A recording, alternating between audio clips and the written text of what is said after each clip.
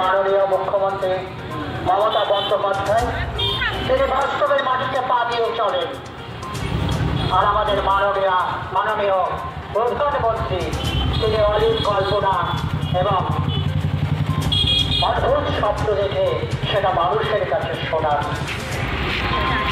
প্রেজেন্টে যা পাচ্ছে একটা কথা আছে, সুতরাং এই বর্তমানে মাটিতে হেঁটে মানুষের কল্যাণ যদি করেন তাতেই আপনার মানুষ ভারতবর্ষে তাদের প্রতি বছর পরিবার কিছু 5 লক্ষ টাকা করে দেওয়ার কথা ঘোষণা করেছিলেন এবং সেই বাবদ 1 বছরে বাজেটে 200 কোটি টাকা বরাদ্দ করেছিলেন।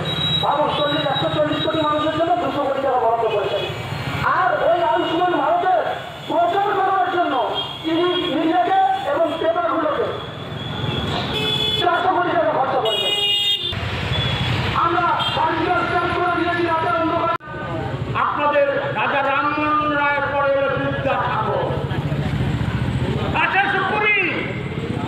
বিদ্যাসাগরকে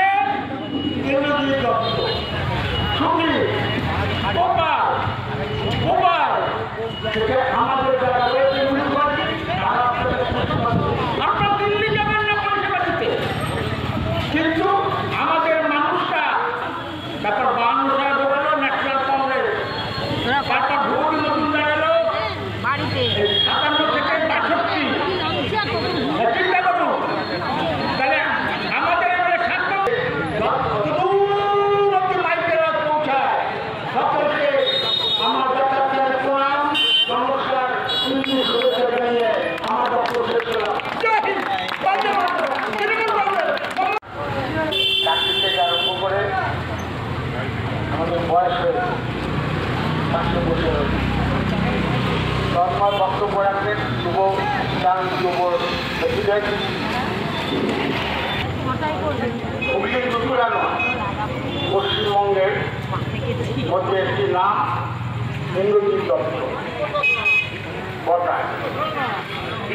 তার এলাকায় মঞ্চে উপবিষ্ট উপস্থিত গোপাল বাবাই অঞ্চলক রাজারা যারা বসে আছেন বোনেরা, মমতা বন্দ্যোপাধ্যায় আজকে দুপুরে মাঠে বক্তব্য রাখা। উদ্দেশ্যটা কি? 15 নম্বর প্রধানমন্ত্রী কে হবে? 18তম লোকসভা নির্বাচন। ভোট দেবে কত লোক?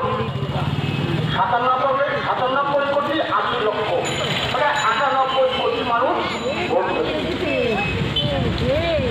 তার মধ্যে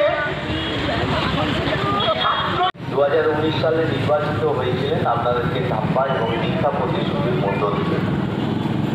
একজন সংসদ হলে আপনি যে 2009 সালে যে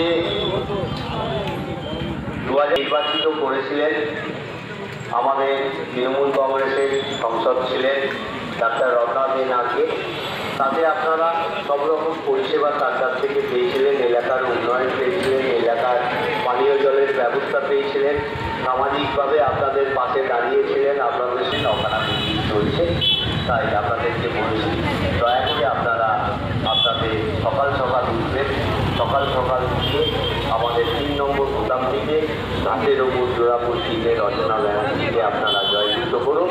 আমরা আপনাদেরকে কথা দিচ্ছি দলের তরফে এবং আপনাদের লোকাল নেতৃত্বের তরফে এবং আপনাদের পৌরপিতা সকলের প্রিয়, দীর্ঘদিন ধরে তৃণমূল কংগ্রেসের সাথে যুক্ত, আপদ বিপদে তৃণমূলের সঙ্গে আছে সেই আমাদের পৌর সদস্য ইন্দ্রজিৎ দত্ত, তিনিও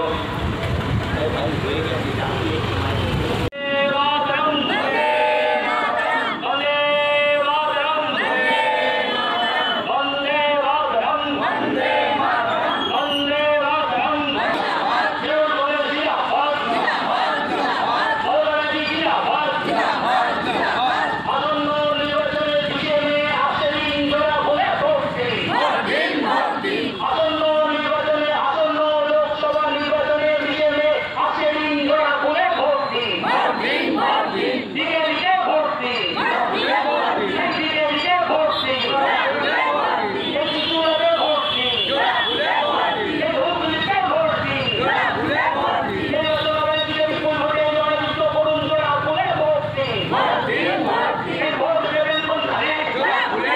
2024-এ চুঁচুড়া মাঠে আবার ঐতিহাসিক ভুল, সেটা হলো যে বাড়ি বাড়ি 75,000 টাকা দেবে সোলার সিস্টেম, 15 লাখ কারো বাড়িতে পৌঁছয়নি, কী বলবেন? দূর সবটাই ওদের মিথ্যে এবং জুমলা পার্টির যেটা হয়ে থাকে। অতএব এই বিষয়ে আমার কোনো মন্তব্য করার নেই। অর্থাৎ আপনি জেনে রাখবেন বিজেপির প্রতিশ্রুতি মানে সবটাই মিথ্যে।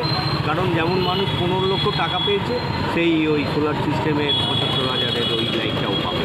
আজকে দিদির কর্মসূচি ছিল চুঁচুড়া ময়দান এবং হাওড়া পদযাত্রা, আর জনজোয়ার না সমুদ্রে পরিণত হলো এবং বলে দিচ্ছে যে 42-এ হতে চলেছে পশ্চিমবাংলা, কী বলবেন? 3 লক্ষ ভোটে রচনা বন্দ্যোপাধ্যায় জিতবে। ধন্যবাদ। গেছি 15 নম্বর ওয়ার্ডে মহিলা তৃণমূল কংগ্রেসের সভানেত্রী তনুশ্রী রায় কালকে মহানাতে মিঠুন চক্রবর্তী মহাগুরু যাকে আপনারা বলেছেন সিনেমার জগতে দেখতে পারেন, সে বলে গেল যে পশ্চিমবাংলার নারীরা সুরক্ষিত নয়। আপনি নারী হয়ে কি বলবেন? আজ নারীরা সুরক্ষিত। পশ্চিমবাংলার মানুষ, আমাদের মাননীয় মুখ্যমন্ত্রী মমতা ব্যানার্জি প্রত্যেকটা ঘরের নারীদের সুরক্ষিত রেখেছেন। তিনি আজ ঘরে ঘরে লক্ষ্মী ভাণ্ডার দিয়েছেন। মহিলারা আগে ব্যাংকে কোনোদিনও ব্যাংকমুখী হতেন না, আজ তারা স্বাবলম্বী হয়েছে, নিজেদের নামে অ্যাকাউন্ট খুলেছে, নিজেরা ব্যাংকমুখী হয়েছে। এইগুলো করেছে আমাদের মাননীয় মুখ্যমন্ত্রী মমতা বন্দ্যোপাধ্যায়। তিনি সবসময় চেয়েছে পশ্চিমবাংলার নারীরা কিভাবে সুরক্ষিত থাকবে, কিভাবে স্বাবলম্বী হয়ে উঠবে, সেই চিন্তা সবসময় তিনি ভেবে চলেছেন। ধন্যবাদ।